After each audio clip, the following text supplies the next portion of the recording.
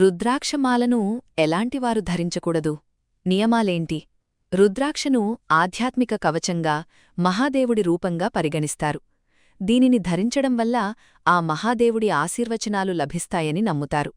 అంతేకాదు, భగవంతుని కరుణ ద్వారా జీవితంలోకి ఆనందం సిద్ధిస్తుంది. దీనిని ధరించడానికి కఠినమైన నియమాలున్నాయి. రుద్రాక్ష ధరించేటప్పుడు అందుకు సంబంధించిన నియమాలను పాటించకపోతే జీవితంలో అనేక ఇబ్బందులు తలెత్తుతాయని నమ్ముతారు. రుద్రాక్ష ధరించేటప్పుడు ఎలాంటి నియమాలను పాటించాలి అనేవి ప్రతి ఒక్కరూ తెలుసుకోవాలి.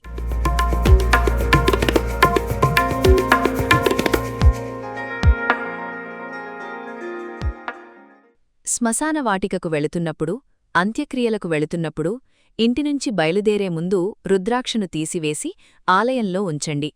ఎవరైనా బంధువులు చనిపోయిన సమయంలో, శోక సమయంలో రుద్రాక్షను అస్సలు ధరించకూడదు.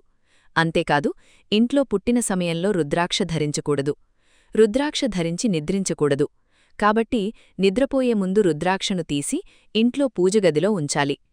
రుద్రాక్ష ధరించిన వ్యక్తి పొరపాటున కూడా మాంసం, మద్యం వంటివి తీసుకోకూడదు.